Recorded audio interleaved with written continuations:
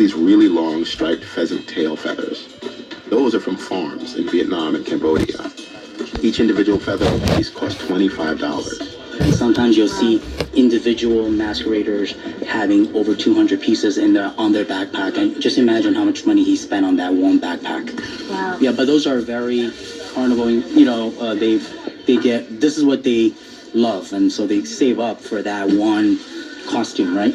When the actual finished product walks down the parkway, you're looking at almost a year's worth of work by everyone from peacock farmers in Cambodia to the designers in Trinidad and the seamstresses in southern China, to Rachel and her family in Canarsie, where her father actually hand glues feathers onto wire and bends them into headdresses and wings. One other important thing that you should know about Hi's feathers is that people tell us that because they're real, they're waterproof, which is fortunate because this year it started pouring down rain early Labor Day morning. Jessica and I found maybe 100 masqueraders hiding out in a nearby Walgreens. In the cosmetics aisle, I saw a woman posing for a picture like some odd-winged supermodel underneath the fluorescent lights. There was a long line to the bathroom, women in sequin bikinis crowding in 2 at a time. Even though everyone's feathers were soaked through and drooping, they were trying to stay in good spirits. So, and we're drying our feathers. I took my feathers off to dry. They're hanging out behind me in a bunch of school supplies. Yeah, I don't know. I guess I'm curious. Like, does the fact that it's raining, like, It'll stop us. We could party in the rain. Party don't stop. I'ma still whine on the parkway. Right. It's our culture. We're here to big up our culture. You know what I mean? Like, rain or shine, tornado. Eventually the rain stopped.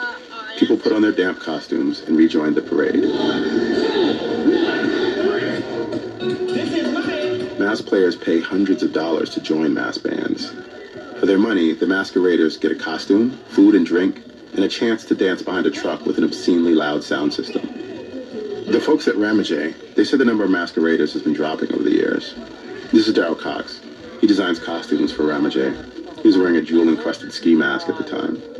So there's a whole bunch of factors that play into part, but overall I think it's just people may want to do different things with their income. They may not necessarily want to be half naked on the road for a couple hours, so... What Darryl means is they'd prefer to be half naked on the road for considerably more than a few hours. He says the mass play business is suffering because people feel like the city is getting more and more strict every year about when the parade is supposed to end. Everyone's supposed to be off the road by 6. So masqueraders are less inclined to pay a band like Ramajay for the experience.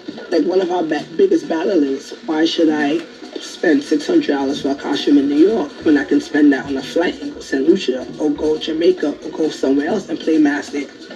That's Rachel, the woman we met in the feather shop on 37.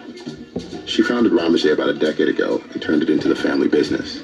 Her father played mass in Trinidad, and to this day, still spends months helping her make the band's lavish costumes by hand. For Rachel, these days, not enough people are willing to commit to the masquerade, to the tradition of playing mass. When you see now, you don't see much costumes anymore. You see a lot of t-shirts and just flags. A lot of people don't get to witness the beauty of the costumes anymore because they just see flags and rags and short pants and they don't see the beauty of a lot of the costumes anymore. Within Caribbean culture, not everyone is steeped in the same traditions Rachel was taught. They spread however they can. Though there's one way of cutting loose that seems to be happening more and more, and it drives Rachel and her staff crazy. When Ramajay rolls down the parkway, speakers blasting, some bystanders hop the metal barriers and flood the band's ranks, dancing and waving their flags. People call this storming. Some mass players welcome it, like the more the merrier, but it doesn't look great. The traditional mass players in their feathers and jewels, jostled and crowded by stormers in shorts and t-shirts and everyday street clothes. It's just messy. And it can also be dangerous. People get harassed, even assaulted. Fights can break out. The DJs kept trying to separate the non-paying civilians from the costume players. But make way for the masqueraders, please. We're asking all the people who not play mass to step to the right side, far right side of the truck, please. And make space for the masqueraders. And ladies in the band, stop whining with the outsiders on the bridge and the ticket. Stop whining on the outsiders. They made this announcement over and over, without much impact. And the band security got pretty fast.